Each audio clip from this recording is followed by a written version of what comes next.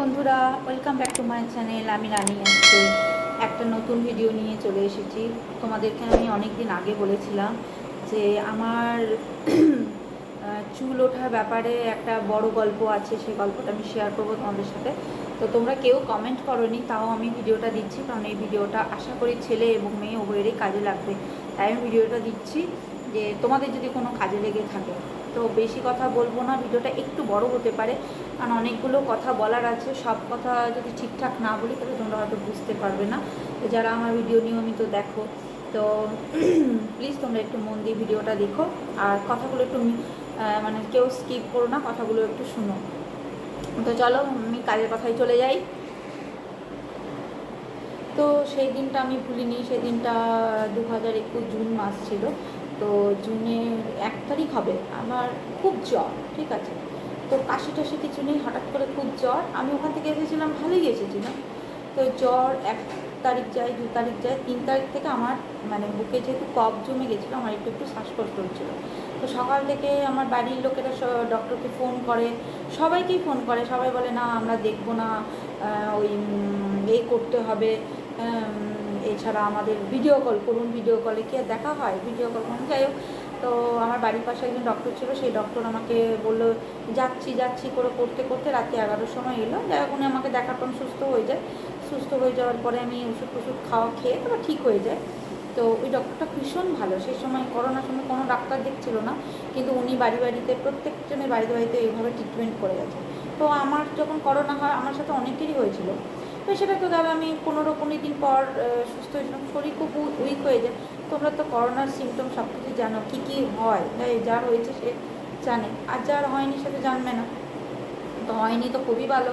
তো আমরা ভুগেছি, তাই আমি খুব ভালো করে জানি বাবা যে মানে কত ভয়ানক জিনিস। এবারে আমি সুস্থ হয়ে যাই। যাই হোক, এবার জুলাইয়ের 27-28 তারিখ করে আমি দেখছি হঠাৎ করে মানে আমার মাথায় মানে কি বলবো, আমি শ্যাম্পু ট্যাম্পু করে যখন চুলটা শুকিয়ে আঁচড়াতে যাচ্ছে, দেখছি এরকম মুঠো মুঠো চুল উঠে আসছে। মানে একটু একটু নয়, 100-150 টাকা তো এমনি নর্মাল চুল, এই এতটা করে করে উপড়ে উপড়ে চলে আসছে। তখন তো আমি ভাবলাম এটা নর্মাল নয়। আমি চটপট একটু দেরি না করে সোজা ডার্মাটোলজিস্টের কাছে নাম লিখিয়ে চলে যাই। তো ডার্মাটোলজিস্ট দেখে অনেক কোশ্চেন করে, সেসব অ্যান্সার দিই। তো উনি বললো যে ঠিক আছে, এই ওষুধগুলো খাও, একটা লোশন দিল, একটা শ্যাম্পু দিল, একটা মানে একটা ভিটামিন ট্যাবলেট দিল, বলে এগুলো খাও, আর একটা ব্লাড টেস্ট দিল, ব্লাড টেস্টটা করিয়ে নিয়ে আসো। তো আমাকে অনেক কোশ্চেন করে, সেগুলো আমি অ্যান্সার দিই যে তোমার কিছু হয়েছিল কি না, বড়ো কিছু, বা তোমার কোনো মেডিসিন খাও কি না। তো সবাই আমি বললাম না, আমার করোনা হয়েছিল। তো যাই হোক, বললো যে এটা তো যদি না কমে তখন তোমাকে অন্য পদ্ধতি অ্যাপ্লাই করতে হবে। আমরা বললাম কতদিন লাগবে, বললো 3 মাস মতন তো লাগবে। আমি 3 মাস অবাক হলাম। তখন আর আমি ধৈর্য না রাখতে পেরে আমি আমার যে বাড়ির যে ডাক্তার ছিল তার কাছে আমি চলে যাই। সেই সময় আমার করোনার সময় যে ডাক্তার দেখেছিল, তো উনিও বলে যে হ্যাঁ, এখন তো এই করোনার জন্য আবার অনেকে চুল ওঠার প্রবলেম হয়ে গেছে, তারাও এখন পেরে পেরে আমার কাছে আসছে। তো তুমি চিন্তা করো না। উনিও আমাকে কিছু ওষুধ লিখে দিল, বললো হয়ে যাবে, একটু ধৈর্য ধরো, ওটা কোনো ব্যাপার না। তো অনেক সময় হয়, তোমার তো সেই সময় খুব হাই টেম্পারেচার ছিল, সেই জন্য তোমার চুলের বেশ কিছু কোষ নষ্ট হয়ে যায়। আমি বললাম আমাকে হয়তো এমনি মনটা আমার রাখার জন্য বলছে। আমি বাড়িতে চলে আসি এবং আমি যেরকম খুব তো বেশি ওষুধ ছিল না, তো ওই ওষুধগুলো আমি খেতে শুরু করে দিই।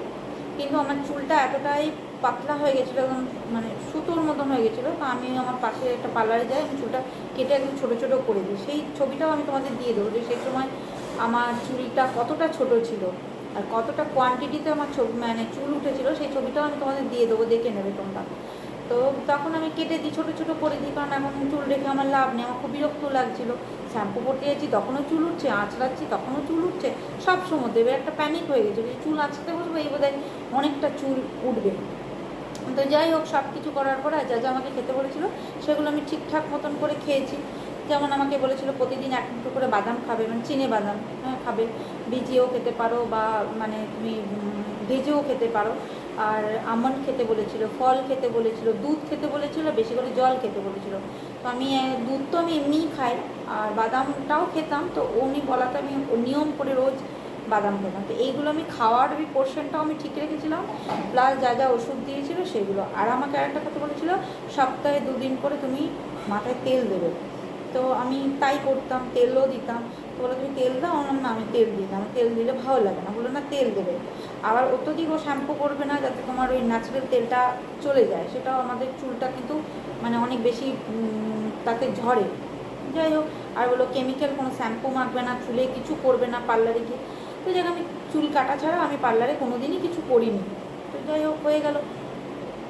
1 মাস পর থেকে আমি দেখলাম যে আমার ছোট্ট ছোট্ট চুল কিন্তু হচ্ছে। সেই ছবিটা আজকে থাকলে সত্যি তোমরা দেখতে পেতে, আমার এই ছবিটা সেই ছবিটা পাশাপাশি রাখলে তোমরা দেখতে পেতে যে সত্যি আমার কতটা চুল উঠেছিল। এই মাঝে এই সবগুলো পুরো ফাঁকা হয়ে গেছিলো, আর ভেতরে পুরো স্কাল্পটা দেখা যেত। তো তখন আমার খুব ওটা দেখতাম আর আমার খুব কান্না পেতো, তো ছবিটা আমি ডিলিট করে দিয়েছি। তো যাই হোক, ওই চুল কতটা কোয়ান্টিটিতে উঠেছিল সেটা তোমার ছবি আমি দিয়ে দেবো, তোমরা নিজেরাই দেখে নেবে।